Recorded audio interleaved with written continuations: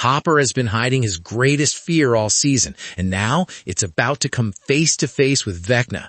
The worlds are merging. Hawkins is no longer safe, and the fate of everyone hangs in the balance. The ending of this trailer hints at a sacrifice no one saw coming. And 11, what she does next could change everything. Stay with me, because what I'm about to tell you will reveal secrets nobody noticed. After last week's cliffhanger, we all knew something big was coming, but I don't think anyone predicted this. Welcome back. If you're new here, I'm Breakdown Epic. We do honest drama breakdowns, no fake hype. Before we dive into the trailer, there's one crucial detail from the opening scene, and trust me, the ending is going to be insane. Most viewers completely missed this. Let's get into it. Quick recap for anyone who missed Volume 2. Hopper has been preparing 11 for the final battle, worried about losing her. 11's powers are stronger than ever, but the risk has never been higher. Max's capture and the Mimetary's pursuit added another layer of danger. And the last cliffhanger, the Abyss starting to merge with Hawkins. So, how does this all explode in Volume 3? Let's find out. Now here's where it gets interesting. The trailer opens with the Hawkins lab inside the Upside Down. Multiple vehicles approach, likely the military moving in. Notice how the group is essentially caught between two fronts, the merging Abyss and a human threat. Think about this. The Duffer Brothers are reminding us the real danger isn't just Vecna, it's everything colliding at once. Hopper tells 11, I need you to fight one last time. You can see the tears in his eyes. The fear of losing her is almost tangible. Remember his protective arc in Volume 2? This is the culmination of that father figure tension. He says, life's been unfair to you, attacked by terrible people, but you never let it break you. Notice how the montage visually connects her trauma with the team's struggles. This is the storytelling at finest. Core friendships are what give her strength. And here's the twist. It's not just about surviving Hawkins. The line, fight for a world beyond Hawkins, sets up global stakes. 11 enters the sensory deprivation tank. This is clearly to locate Vecna and infiltrate his mind. Pay attention to this, because later we'll see why Carly's motives are critical. Could this be the first hint at Mind Flayer's return? The cinematography gives subtle clues. And yes, I know it's almost been ignored this season, but there's reason to believe it ties back to Season 1. Keep watching, because what happens next could shock even the most dedicated fans. Now, before we continue, if you haven't subscribed yet, you're missing out. We break down episodes hours after release. I literally lose sleep for you guys. Hit that bell so YouTube actually notifies you. Anyway, back to the chaos. Okay, here's where the real tension hits. Vecna's lair shows the Abyss pulsating. Could this heart be the Mind Flayer? Think about it. The stage play, The First Shadow, mentioned Henry Krill tried controlling the Mind Flayer. Maybe he succeeded, maybe not. Hopper might be facing death. Military, Vecna, and Carly's manipulations all collide in one explosive moment. Remember the trailer's opening shot? The stakes are escalating exactly there.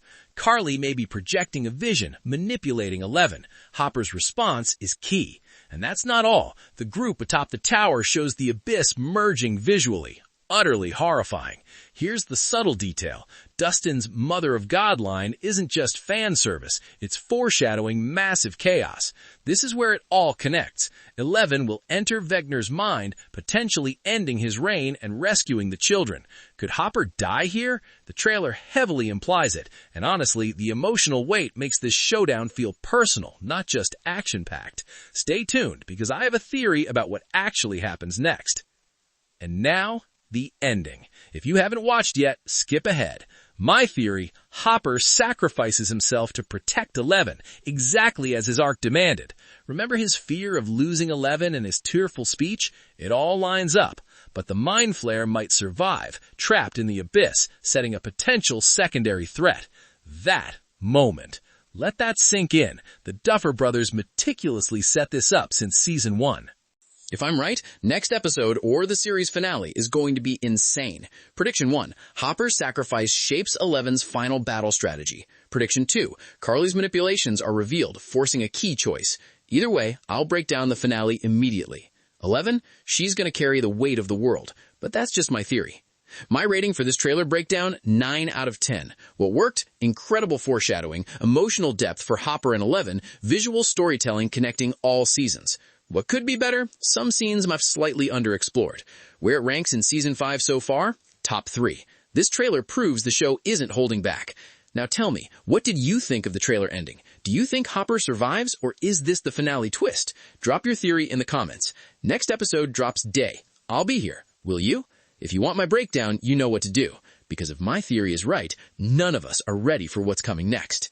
As the trailer continues, the chaos intensifies. The town of Hawkins is no longer recognizable. Streets cracked, skies darkened, the abyss bleeding into reality.